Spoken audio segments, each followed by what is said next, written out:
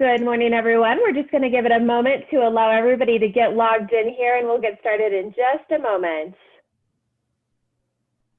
Representative Gray needs the link. Can you send it to me on the chat and I'll just copy and paste it? Absolutely. Thank you.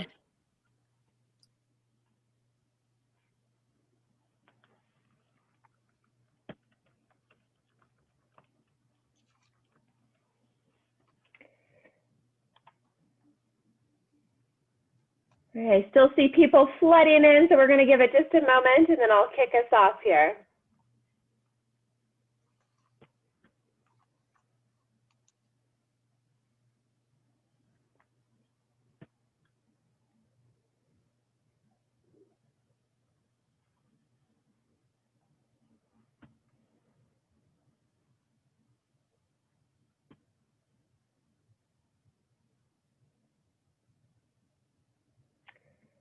Okay, well, we'll go ahead and get started. Good morning and welcome, members and guests. My name is Cami Welch. I'm the president of the Arvada Chamber of Commerce, and we're so grateful that you've joined us for our Ballots and Breakfast forum this year. Before we get started, I would like to take a moment to thank the elected officials and dignitaries who've joined us today. This is a bit more challenging via Zoom, so if I missed you, please don't be shy about putting your name in the chat box. We do love to know that you're here. It looks like we have Arvada Mayor Mark Williams with us, Arvada City Council Member Dot Miller, Representative Brianna Titone, Representative Tracy Kraft-Tharp, Senator Jack Tate, Senator Rachel Zinzinger, Arvada Fire Board, Andrea Romero, Bob Leverage, and Jim Whitfield, Arvada Fire Chief Mike Piper, Apex Park and Recreation District Liz Tomsola, and County Commissioner Leslie Dahlkamper. As always, we appreciate all of your support in making sure these events are successful. We also know that obviously 'tis the season, and we have a number of candidates that have joined us as well. If you're a candidate and you're listening in, if you want to put into the chat box that you've joined us, we'd love to see who's with us. So please share that at your earliest convenience. We'd also like to take a moment to thank all of the sponsors of the Arvada Chamber. We can't do these types of events and the work we do in the community without all of our wonderful sponsors. Up on the screen right now, you can see a list of those incredible investors in our organization. As always, big thank you to them for their support of what we do in this community. I'd also like to just announce a couple things to make sure everybody's in the know on resources available during this time. We are preparing in partnership with our friends at Adams County and the city of Arvada to launch a new phase of the mini-grant program. For our restaurants, as well as our senior living facilities and child care facilities, we know winterization is going to be really critical over the coming months to allow for continued time outside. So we are able to offer a $5,000 grant to those types of businesses. So if that applies to you, please reach out. We're happy to get you more information on what that's going to take. I also want to note, as you see up on the screen, our second business summit is coming up on November 18th. It will be virtual, so you can easily hop on in your jammies starting at 9 o'clock on November 18th. We have some really incredible speakers, including the author of Hustle and Float and Patty Silverstein to do an economic update for us. We're really excited and we hope you can join us. We will have next month at this same time our Mayor's Roundtable. And we have confirmed mayors from all over the region, and we're really excited to have those discussions around regional issues that are impacting our communities. And then finally, a little bit more of the housekeeping side of things. We are going through a really exciting process to clean up our database and make sure that you all are able to access the information you need and utilize Chamber Master fully. So you'll be getting some emails from us. Just wanted to give you that heads up. I know it might be strange because you're not used to getting those types of emails from our end, but they are important and we appreciate you responding. The Chamber has made a tradition of hosting this event, Ballots and Breakfast, annually to make sure that all of our businesses and community have an understanding of what's going on the ballot. Obviously, this year is quite robust and quite confusing, and so we hope today offers a bit of clarity. Additionally, after the forum today, the Chamber is going to release our business voter guide. We have a government affairs committee and board of directors that work really hard to understand the business implications of each of the issues you're going to hear about today, and we will publish the results of those discussions after today's event. Luckily for you, this morning our favorite moderator has returned to guide our journey through the ballot. Welcome back, Jim. We're so excited to have you. Before arriving in Colorado, Jim said Lucky spent nearly 20 years working as a journalist and managing newsrooms. After 5 years as the Director of Communications for Adams County, Jim recently moved into the role of Deputy County Manager. Jim and his wife, Kim, live in Thornton with their 3 children. Welcome, Jim. Hi, Cami. Good morning, everyone. Thank you so much for having me back again. I wish we were in the Arvada Center crunching on some of that hearty bacon and enjoying breakfast together, but it is always a pleasure to be back with you, especially for this important discussion. There's a lot riding on the ballot in 2020, as we all know. We're going to cover 5 ballot questions that have been identified to have a substantial impact on our business community. You're going to hear from the proponents and opponents of each campaign, with the exception of one. Each campaign will receive 5 minutes for the proponents and opponents to present the following questions. So these questions, for all the folks that are in this forum, are really important. We want you to answer these 3. Please, we want you to explain what the ballot question does and what people need to know. We also want to know what the impacts are on the business community. And finally, why is it critical that people vote for your position on the ballot question? The timer on the screen will keep track of the 5 minutes for each presenter. Additionally, the chamber team will be adding additional resources into the chat for your reference as each presenter shares their view. So let's get started. Please feel free to place questions in the Q&A box. We won't be able to answer them live, but we will encourage our presenters to add their comments as you ask questions. We're going to begin this morning with Amendment B, Gallagher Amendment, Repeal and Property Tax Assessment Rates Measure. And our proponent perspective is going to be delivered by Senator Jack Tate. Senator, you have 5 minutes beginning now. Good morning, everyone. Thank you, Jim, for the introduction. Can everyone hear me okay? Yes, sir. Okay. Amendment B repeals the Gallagher Amendment.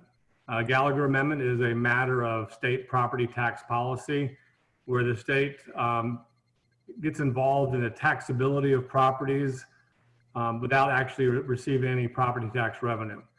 Amendment B is on the ballot because the General Assembly passed Senate Concurrent Resolution 1 with broad bipartisan support. It needed 2/3 votes out of each chamber, and at the end, 75% of all legislators voted in support of Senate Concurrent Resolution 1. Why did that happen? Because when you have in a deliberative body, when you have a lot of opportunities to discuss the nuances and complexities of a detrimental public policy, you can pretty much get legislators to a yes position with that amount of deliberation. But in the scope of 4 minutes left, I'll just barely say this, is that the Gallagher Amendment was put into place in 1982 during a different time of the real estate market in a different property tax environment. Over 40 years, this arbitrary calculation in the Constitution has served to really do 2 things. Transfer the property tax burden from the residential sector to the non-residential sector, meaning businesses, to the point where a business will be paying 5 times the amount of tax burden for the same value of property as in the residential sector. And 2, it has really seen an overall increase in property taxes throughout the state of Colorado. How can that be so? It's because of the way the assessment rates, which the state regulates through Gallagher, interacts with the actual property taxes which occur at the local level. I just want to emphasize that the real issue with the Gallagher Amendment is not the assessment rates themselves, it's what they do to the property tax bases in all our local communities and what the secondary effects are in terms of the actual property taxes themselves. Antagonists of Amendment B, I typically conflate the notion of an assessment rate versus the actual tax rates, which are dynamic and respond to what the state does. And I just want to emphasize that any assessment of the Gallagher Amendment has to be looked in retrospect over the 40-year period, and any assessment of what's going to happen in the future years with repeal or not repeal has to be more than just a 1-year look. If we look at what's going to happen if the Gallagher Amendment does pass, the repeal of the Gallagher Amendment does pass, Amendment passes, is that assessment rates will be frozen in statute and then prevented from being raised by TABOR, the Taxpayer Bill of Rights.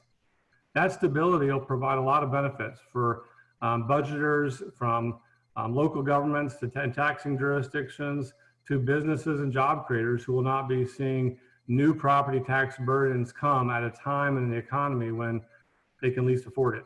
Now, as a champion of the business community in my years in the Senate, I don't like businesses being taxed. I don't like how tax burdens disincentivize capital investment and business growth.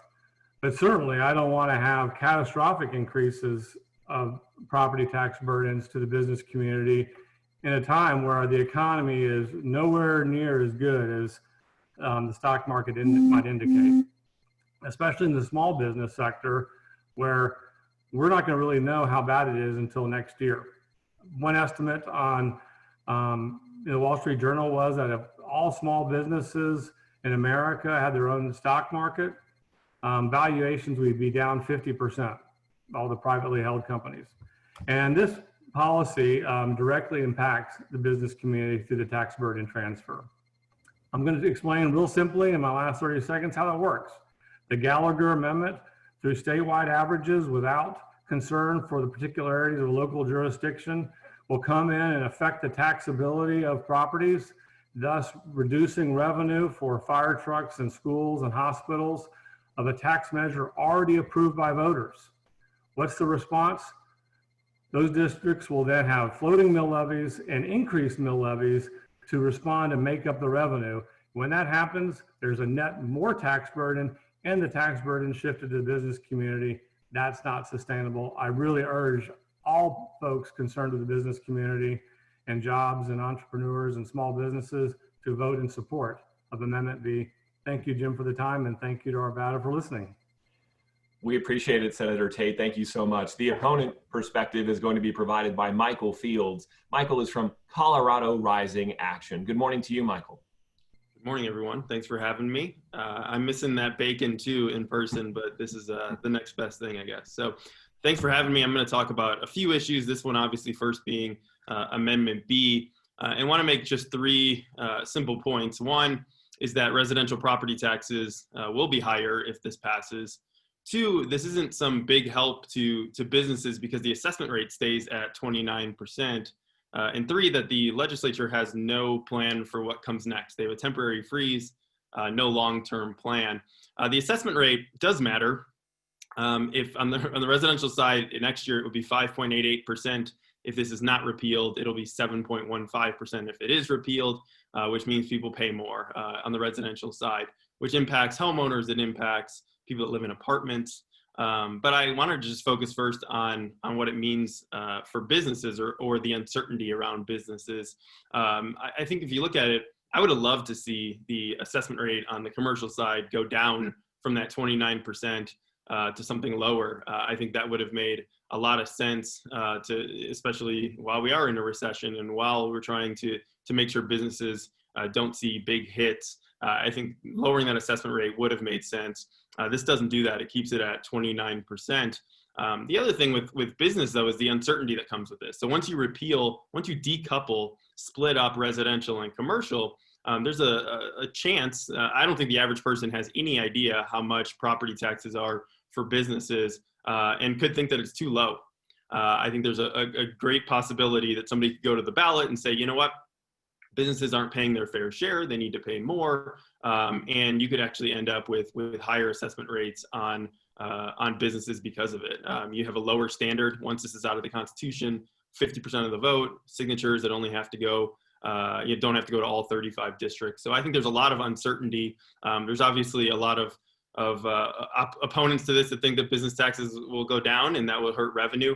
I think we just don't know because we don't have that clear path forward from the legislature or know how people will respond going to the ballot, knowing that we're a state that can do that. We've done that on other issues where you get signatures and can affect public policy.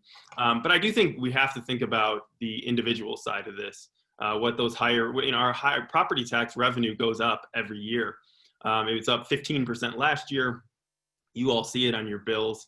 It's going to be up 10% even during this recession this year. Since Gallagher passed, overall property tax revenue has doubled, adjusted for inflation and per capita across the state. What we have is a regional problem here in Colorado where basically in certain localities, you don't see the same home values going up. You don't have as much commercial property, but yet they're held to the same assessment drop that the rest of the state does. That doesn't make sense. I think you need a regional approach. You need to put more power back in the hands of counties to do things on their own and not just trade one flawed system for an even worse system that the legislature is still dominating. I think the big thing is the trust that the legislature wants us to have in them after this process. They're fortunate enough to be able to write their own ballot language to make everything sound really good without raising property tax rates, to fund all this list of things that everybody loves. And then they even get to go in and rewrite the blue book in a way that's never been happened before, totally unprecedented. They rewrote the title, they rewrote half of the arguments and moved things around. Basically a campaign mailer that went out to everybody. And then they say, well, trust us that we'll do what's right for the state and what's right for businesses and individuals and localities, et cetera. I think that there is something that needs to get done. There's a real problem in these certain localities, but I don't think this is the right solution. And I think that the proponents of this should be honest that we will pay more in property taxes on the residential side if this passes, period. And they refuse to do that. And so I'm working with different people and different groups and figuring out what comes next after this. I think that this has to be done quickly given the problems that there are with Gallagher. But I don't think that this solves that problem. And I think people in the middle of a pandemic, in the middle of a recession, seniors, teachers that don't get paid enough are going to want this lower assessment rate, knowing that they're going to pay more anyway. And so I would urge a no vote on Amendment B. I think you're going to see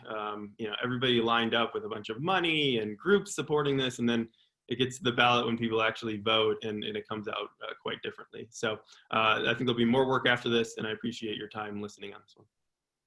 Great, Michael. Thank you so much. Don't go too far. We've got you next up as well. So we're going to talk about Proposition 116.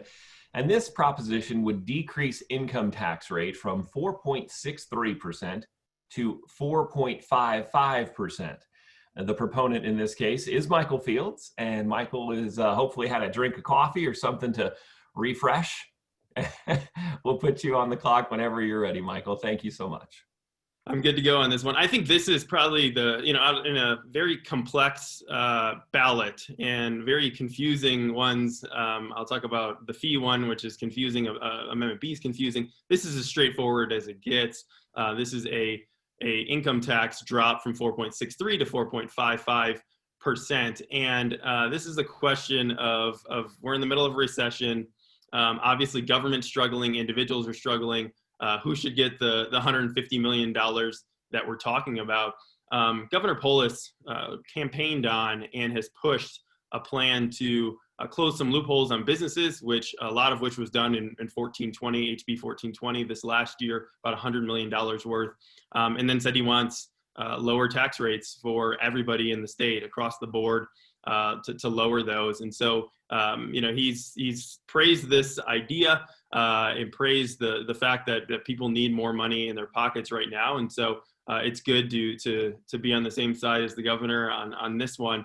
I think something interesting, though, that has happened that I think really should have a big impact on this discussion, and that's that the budget was cut. It was a hard budget decision for those legislators, but then we've gotten the last projections in, and we're $900 million above what we thought we would be at for this year. We are $542 million above for next year. I think that looking at that and saying, no additional cuts have to be made in order to pay for this. This is more money that is coming in, part of which, only a fraction of which, could go back to people into their pockets. And I think that makes a lot of sense given the fact that, again, that the economy is struggling and people need it. I think we also, we compete with other states. Other states look at us and say, what are your rates? And are you business friendly? Are you, low tax? And I think this gives us an opportunity to send a statement to people that are thinking about coming here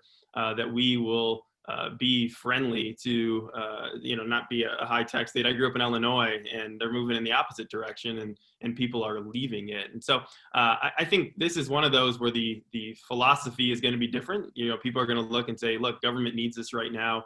I think that we need to rebuild our economy first.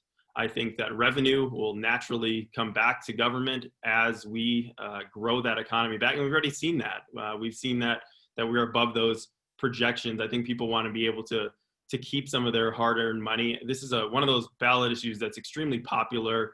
Every poll I've seen, it shows that it is likely to pass. And I think, that given the fact that everybody gets a break, I think is a really good thing. And it's something that the governor has emphasized that he would want in any plan. You have, proponents or opponents of this that tried to push a tax increase this last year, couldn't get the signatures in order to do it.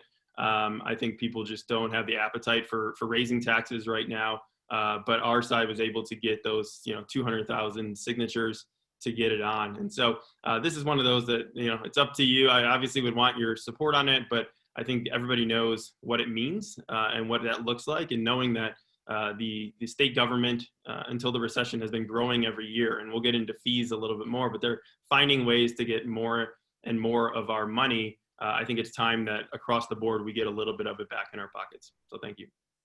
Great. Thank you so much, Michael. We appreciate your perspective. Representing the opponent perspective is Scott Wasserman from Bell Policy. Scott, you'll have 5 minutes when you begin. Good morning. Good morning. Well, thank you so much for having me this morning. I have to say that there's a lot of depressing stuff in the world, but one of the things that's been really uplifting is these kinds of panels and forums and the way that communities are engaging around these issues. And so I really appreciate the opportunity to talk to you about why I am opposed to Proposition 116 and why I think you ought to be as well. Michael described it as a very simple question, and I will grant him that. If voters look at the ballot question, and I've been talking to a few of my friends as well, they see a very simple tax decrease, and why would you vote no? And I've asked folks to maybe do a little bit of a mental exercise, right? If you were looking at the ballot and that question were written differently, if that question were written in such a way as to say that, shall the Colorado State Legislature make cuts to education, roads, or healthcare in order to fund $40 checks for most Coloradans and $800 checks for people making $1 million a year or more? I'm pretty sure that most voters would vote no. I think it's not lost on anyone here the financial challenges that the state has faced. On the eve of the COVID pandemic, we had actually, if you adjust for population and inflation, only just recovered to where we were in 2008. Our schools are underfunded, our roads are underfunded. Last session, the legislature had to cut $3 billion out of a $13 billion general fund, so 25%. I don't know what legislative forecast Michael's referring to. The latest revenue forecast that came out did show an uptick in revenue, but what it also said was that the legislature, in order to keep up with fixed costs, inflationary costs, and other mandates, is going to have to close at least a $1 billion shortfall. So if we pass Proposition 116, we will essentially be making another $160 million of cuts. So let's talk a little bit about what $160 million is. $160 million is very close to what it cost to fund full-day kindergarten, which was a late addition to our budget 2 years ago.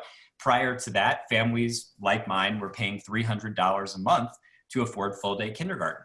So there's a very simple transactional way to look at this measure, which is for families who no longer have to pay $300 a month, would they rather get a $40 check from the government in return for a cut to full-day kindergarten? $160 million is the senior homestead property, the senior property homestead exemption. That is something that has been debated and come under the butcher's knife several times in the legislature and narrowly escaped. So there's very real consequences for this state in terms of funding. It's a very real issue.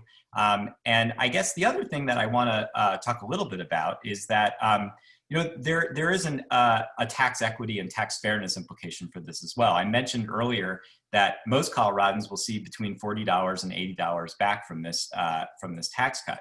Millionaires, on the other hand, will see an $800, I think, an $800 check. What I think we can agree for both is that it's not really an effective amount of money for either person. So this tax cut is really not helping anyone. What it will do, however, is make our tax code more unfair.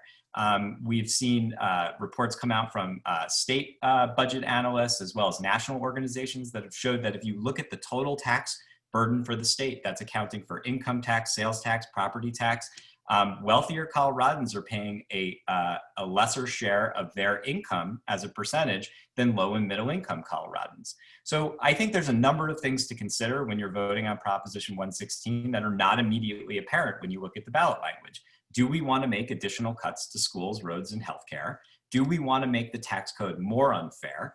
And we believe that in both cases, this is not a smart move for the state of Colorado. So I urge your opposition to Proposition 116. I think this is insult to injury for a state that has wrestled mightily with funding important public priorities. And I just want to make a final point, and every chamber is different, and I understand that. But when I talk to chambers around the state, I don't hear that what they want are lower taxes. What I hear is that they want an investment in talent, in infrastructure, and those are things that Colorado, unfortunately, has not been able to compete on.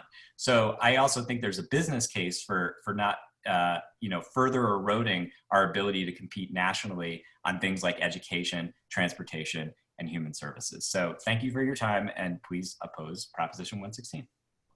Thank you so much, Scott. We're going to move on to Proposition 118. This is Colorado Paid Medical and Family Leave Initiative. Proponent perspective will be provided this morning by Representative Matt Gray. Good morning to you, Representative. Now, good morning. Thank you all so much for being here. It's great to talk with you. I don't think I've actually ever been to an Arvada chamber event. We've done a lot in the Metro North area, and I know there's a lot of overlap there. And I'll shout out to Tracy Kraft-Lark, who I know is watching and gonna be judging everything that I say because she's my mentor from back in the day. It's great to be with you. I want to talk to you about Proposition 118, which is paid family and medical leave. It's not a new issue. It's something that I've been working on the legislature for years, and people were working on it for years before then. But we've hit a point where, the situation we have is that 4 out of 5 workers in the state don't have access to it. And you won't find a soul who says they shouldn't have access to it, but no matter how we present it, folks say, well, that's just not the way to do it. Of course people should have it, but that's not the way to do it. And we think we found the right way with Proposition 118. Again, 4 out of 5 workers in the state don't have access to paid family and medical leave. The other problem we have in the business community is the 1 out of 5 who do get it are normally for people who work for larger businesses, and small businesses can't compete with that. The economies of scale that larger businesses can bring to task to actually deliver this benefit, small businesses can't compete with. And so what you have is a situation where when you're talking about competing for talent, it puts small businesses at a disadvantage. So what 118 does is it creates a pool across the state to provide funding to employees who do go on paid family and medical leave. So a business owner who has a worker go on paid leave doesn't have to pay their salary while they're gone. They may have to pay, again, a temporary worker or one of their other employees to pick up more shifts, but they don't have to pay their salary because there's a fund that takes care of that system. We've been working on this for years.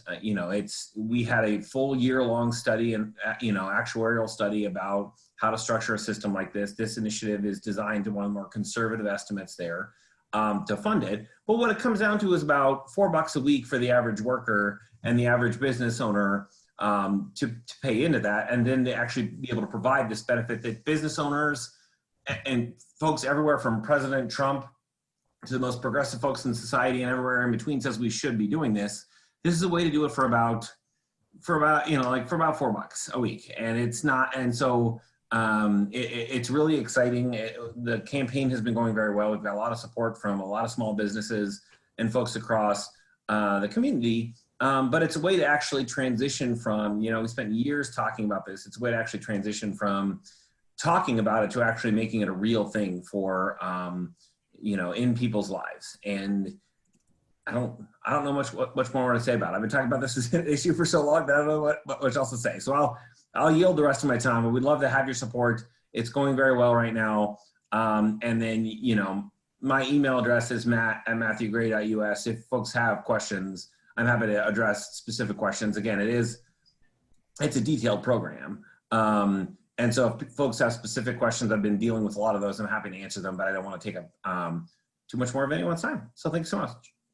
Matt, thank you. And I'm sure the chat room will have a couple of those questions as well. So it might be worth peeking in there from time to time to see if we have any of those specific questions that you requested. All right, we're talking about paid medical and family leave. And the opponent on this is Kristi Pollard from Catalyst Public Affairs. Good morning to you, Kristi. Good morning, and thank you so much for the opportunity to be back amongst my friends in Arvada and Jefferson County. It's great to see so many familiar names. I wish I could see your faces, but thanks for the opportunity. So this morning I'm here to visit with you about why we are seeking a no vote on Proposition 118. And to begin, we are not opposed to the premise behind paid family and medical leave and supporting our employees during their greatest time of need. What today we are going to talk about is the devil that is behind the details of what is Proposition 118. And it is a detailed program. In your blue book, it is actually 15 pages in length. So let's dig in a little bit into the details around why we believe a no vote is important for 118. To begin, Proposition 118 is a $1.3 billion tax increase that is shared evenly by employers and employees. It will start at a 0.9% deduction from every employee's paycheck, and it will increase to 1.2% of every paycheck. This will allow employees to take 12 to 16 weeks of leave for a variety of circumstances. It also does not require the leave to be taken consecutively. You can take that leave in increments of up to 1 hour. The other thing to point out about the leave is that it has one of the broadest definitions in the nation and includes family members and family-like members, but it goes so far as to say that you can take the leave for a person with which you have a significant bond. So let's talk a little bit more about what that $1.3 billion tax increase goes toward that is not benefits for paid family medical leave. In addition to the benefits, employers and employees will be paying into a fund that creates a new almost 200-person division within the Department of Employment and Labor. I don't need to tell you guys on the phone, you're all small business people, you're employees of small businesses. Our economy is challenged, and we are at a place in our economy where we are trying to get back to full recovery, and creating a new bureaucracy on the backs of our employers and employees, I don't believe is appropriate. So in addition to the $1.3 billion tax increase, the new bureaucracy of almost 200 people, there's one reason that I think is probably the most paramount, and I would ask the voters to educate themselves on it, and it has to do whether or not this program can be solvent. A recent study that was done by the Common Sense Institute, which is a nonpartisan business think tank, they did an economic analysis that analyzed the 8 different states across the nation that have programs similar to this. And determined that if just 6.2% of Coloradans use an average of 9.5 weeks leave, this program will be bankrupt in year 2. And in order for this program to be solvent, if 6.2% of Coloradans use it, that deduction from the employee's paycheck would need to double to 2.4%. So there's a variety of details. There's a lot more detail. Again, I would encourage you to dig into the details behind this. This is not an argument about whether or not we should take care of our employees. Our employees are the backbones of our business, and you all on the Zoom call today know firsthand that to retain the employees, you have to be there for them during their time of need. What this argument is about, and why I am asking you to vote no on Proposition 118, is because it is a $1.3 billion tax increase at a time when our businesses and our employees are struggling to recover. This $1.3 billion tax increase will make our employers and employees create a new almost 200-person division within the Department of Labor. And last but not least, the question is, will it be solvent? And if just 6.2% of Coloradans use this leave, it won't be solvent by year 2. So thank you. We urge a no vote on Proposition 118. Kristi, thank you so much for your perspective. Let's move to Proposition 117. This would require voter approval of certain new enterprises exempt from TABOR. Our proponent for this perspective is going to be provided by Michael Fields. Michael, welcome back. You'll have 5 minutes. Well, this is the last time you have to hear from me this morning, which I think is a good thing. So this one, I think is very important, especially to the business community. But basically what it does is it requires voter approval for big new state fees. More specifically, if a state enterprise gets fees that are $100 million or more over the first 5 years, voters need to approve it. And I would love to have, this is one of those times I'd love to have the ability, like the legislature does, to make your own ballot language, because we could make it a lot simpler than you see it on the ballot this year. But as you know, our Taxpayers' Bill of Rights has 2 main parts. One we talked about last year, Prop CC. Second part is the more popular part, which is voting on tax increases, bond increases. That is something that the governor supports, that a majority of Democrats and independents and Republicans all support voting on tax increases. And so you look at TABOR, and it had in there an exception for enterprises, and this is government-run businesses that get less than 10% of their money from state funds. And it used to be things that made a lot of sense, user-based things, the state park, the lottery, our university system, things that shouldn't be counted under the TABOR cap. And I think we can all agree on that. You pay your $10, you go into the state park, that money goes back to the state park. But over time, the definition of enterprises was expanded by the legislature, by the courts. So now basically anything that has a bank account outside of the general fund can be considered an enterprise. And fees have gone up 4 times faster than the general fund since TABOR passed. Now 2/3 of our budget is outside of TABOR. It used to only be 1/3.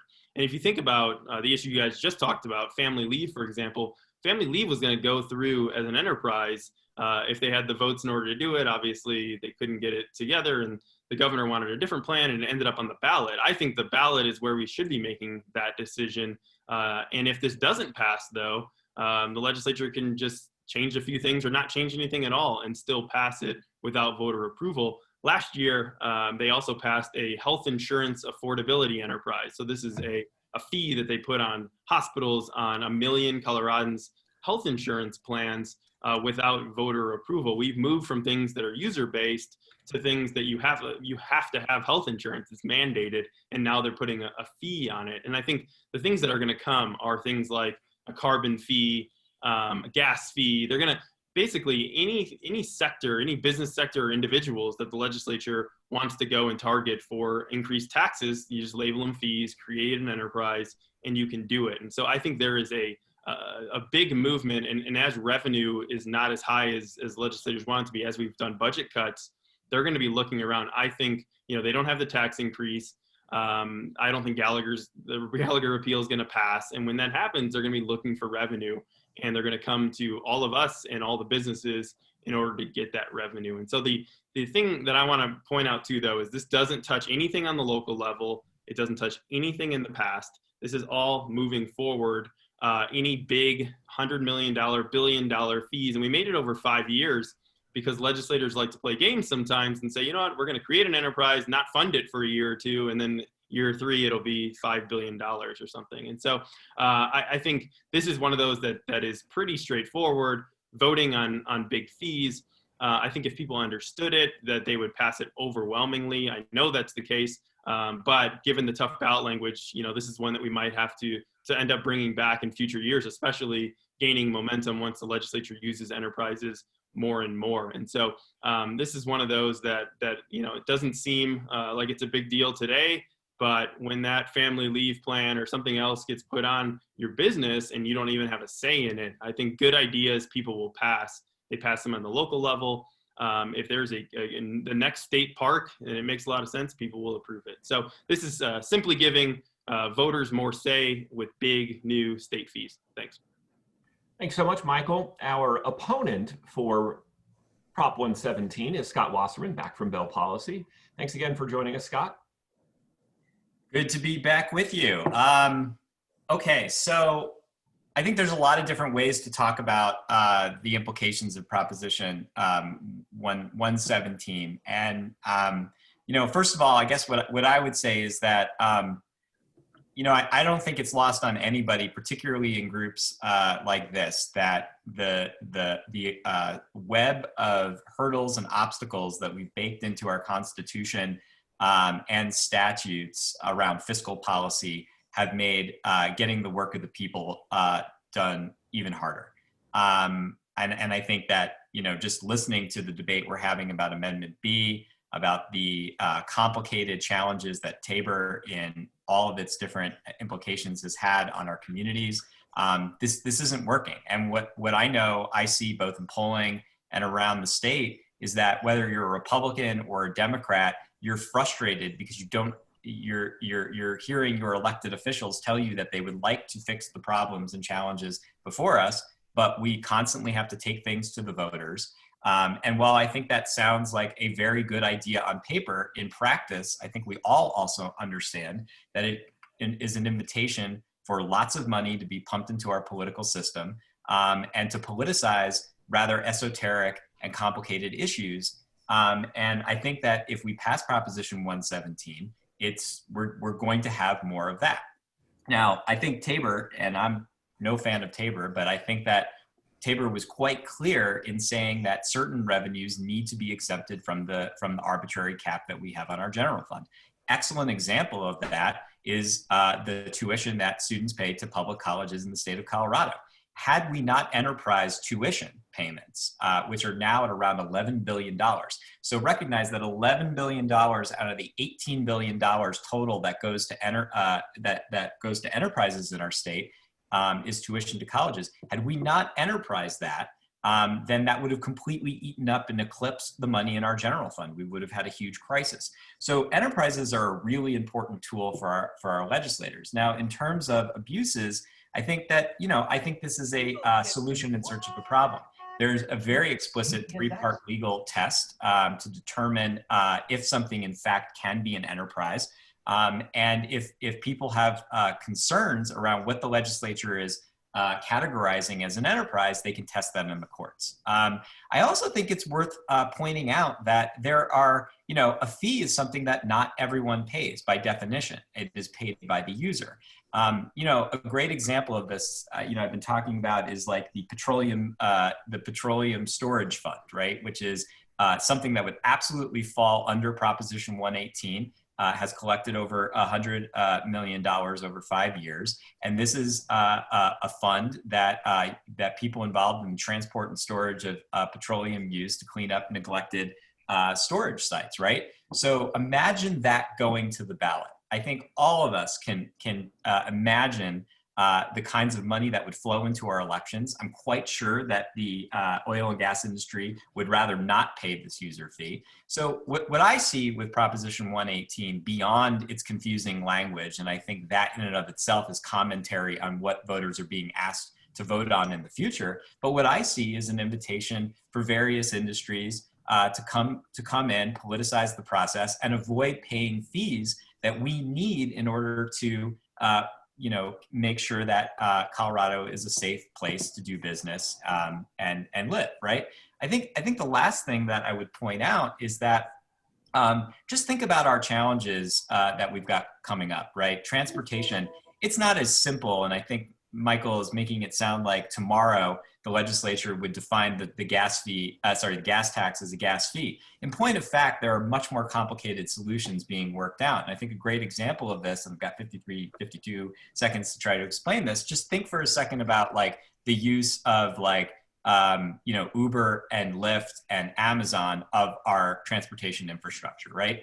There are solutions that our legislators are thinking about in terms of how do we apply user fees to industries that are using our resources more than others, So this isn't nearly as simple as saying, well, they're just going to take the gas tax and they're going to turn it into a fee. This is a tool our elected leaders need. If you don't like the tools that our elected leaders use, you have the ability to hire and fire them every 2 and 4 years. So I think there's a lot of reasons to vote no on this very complicated and confusing measure, and those are just some of them. Please vote no on Proposition 117.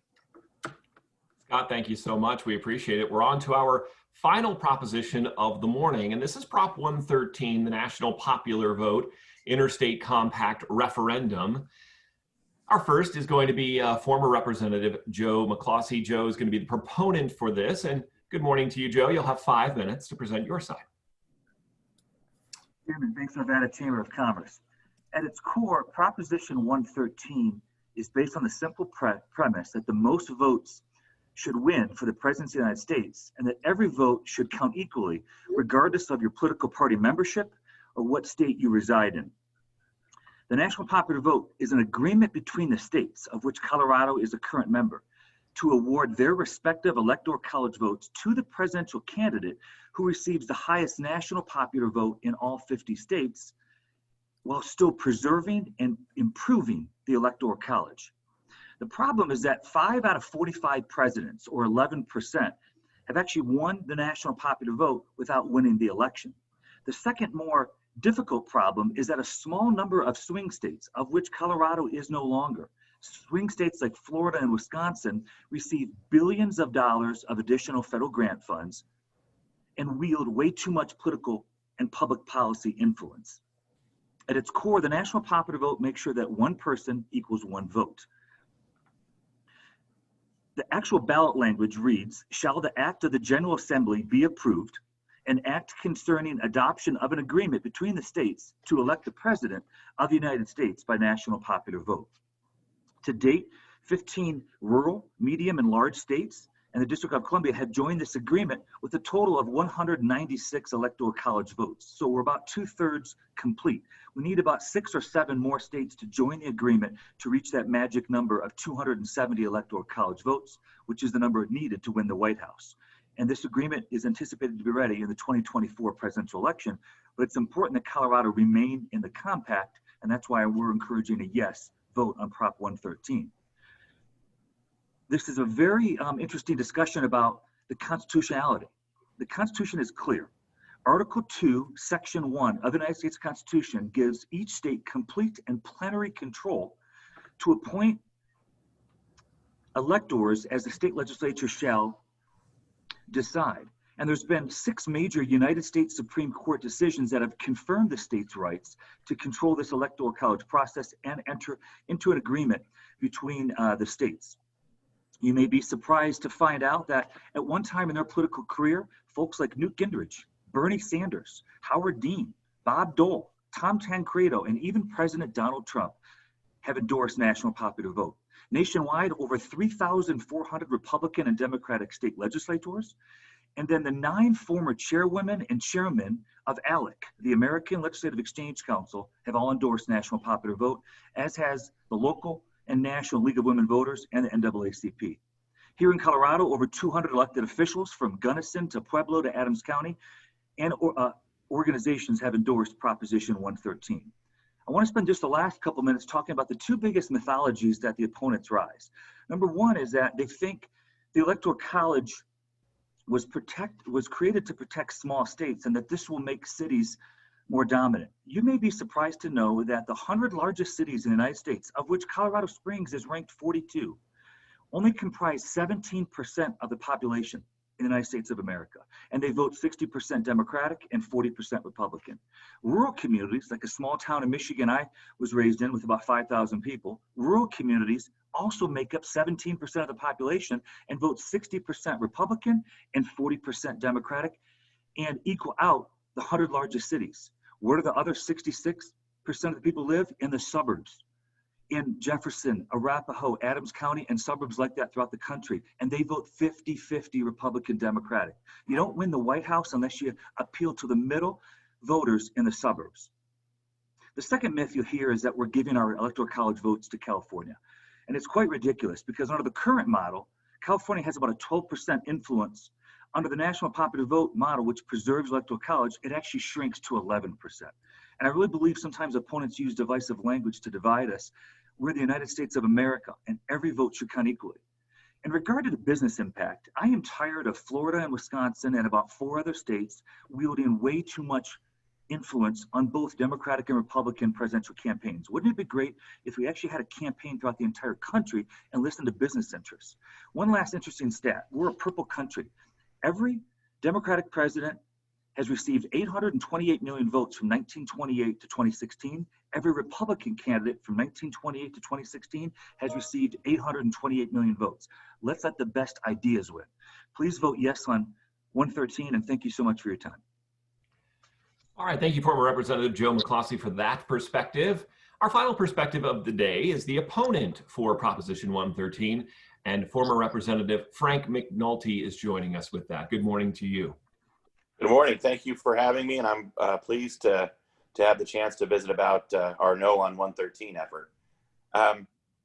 Joe Miklosi and I are good friends, and we go back a long time, and we served together in the legislature. But I think it's interesting to note that everything the proponents for 113 say is related to the national implications of what's happening here in Colorado. For our part, the No on 113 effort, we're focused on what happens to Colorado if 113 passes. And across the board, bad things happen in Colorado if 113 passes. So to bring you back, this is a bill that passed the legislature in 2019. Republicans and Democrats voted against it in the legislature. So the only bipartisan effort in the legislature on this bill was bipartisan opposition to it. Not a single Republican voted for it.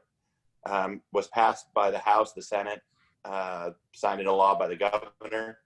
At that point, Rose Puglisi, who is a Mesa County commissioner, and Don Wilson, who's mayor of the town of Monument, filed a petition to challenge it. And through the great work of thousands of volunteers and hundreds of thousands of signatures, 228,000 signatures, a record number, this measure was put on the ballot because Coloradans recognize one thing. Colorado's voice matters and our votes matter. And in order for that to be the case, the candidate who gets the most votes in Colorado should get our votes for president. If Joe Miklosi is successful, if Proposition 113 passes, a candidate doesn't even need to be on the ballot in Colorado, doesn't need to step foot on our state, doesn't need to put their name on the ballot in order to get Colorado's votes for president. And we think that's just flat out wrong. A, it disenfranchises Colorado voters, but B, it minimizes Colorado's clout on important public policy issues like healthcare, transportation. Let's talk about the effects on businesses. Colorado is constantly at war with California over Colorado River water, and this doesn't just affect the Palisade peach farmer, though of course it does. It also affects folks over here on the eastern side of the mountain, Denver, Aurora, Centennial. Everyone who relies on West Slope water has an interest in making sure that Prop 113 fails. Let's talk about the military bases that we have. Obviously, across this state, military installations play an important role in local economies. And if Proposition 113 passes and we get moved to the side, we become a flyover state, and presidential candidates, big voter-rich metropolitan areas. When you look at those big voter-rich metropolitan areas, 4 of the top 20 are in California. Then you have Chicago, Washington, D.C., Atlanta, Georgia. Denver, the Denver metro area barely breaks the top 20. And in fact, if you stacked Colorado's population against these other metropolitan areas, Colorado's population as an entire state ranks about 8th or 9th against these other big cities and their suburbs. So it's easy to see how candidates quickly shove Colorado to the side and move on to visiting these big cities where they can morph votes. I think this is also reflected in the number of chambers of commerce who have come out in opposition to 113.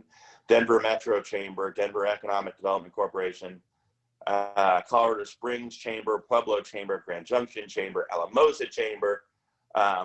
Northern Colorado Legislative Alliance, all of these organizations that represent businesses from across the state, large and small, have recognized the adverse implications on Colorado's business environment if Proposition 113 passes. So as we look across the board, as we look to the farming and ranching community, as we look to rural Democrats, rural Republicans, there is broad agreement that 113 is bad for Colorado, simply because if we give our votes to the winner of California or Illinois or New York, it pushes Colorado to the side. Fundamentally, the question ought to be, should the candidate who gets the most votes in Colorado win Colorado's votes for president? We think the answer to that is yes. And if you think the answer to that is yes as well, then we're asking you to vote no on 113. Thank you for bringing us together this morning. Thank you for your time. We look forward to, Joe, I look forward to seeing you again and having the opportunity to visit. But no on 113, folks. Thank you. God bless you. Thank you so much. We appreciate it, Frank. And that's what I love about these formats, especially with the Arvada Chamber format that we've done for the last few years, is that we have great civil discourse by folks who are educated on these and really provide great perspective on both sides of the issues. And you two gentlemen did a great job. Actually, all of our panelists this morning did a phenomenal job of presenting these complicated and complex ballot questions in a way that so many of us can decipher and hopefully make a more educated decision, when it comes time to crack open our ballot. So we want to thank you for joining us today. You're learning a lot more about the 2020 ballot through these forums. We want to thank all the presenters and recognize that the time and energy each of you put into these campaigns is vast, and we are grateful for it. We hope that you feel more equipped, to all of you in the audience, to complete the ballot. Maybe you crack open the ballot this weekend, sit down with a cup of coffee, and go over it before you submit. As always, it is my pleasure to join you. I want to turn things back over to Cami Welch. Thank you so much for having me this morning. Thank you again, Jim. Not much else from us at the Arvada Chamber, but please go out and vote. We appreciate everybody being part of these events, and we'll see you next month at our Mayor's Roundtable. Thank you, everyone.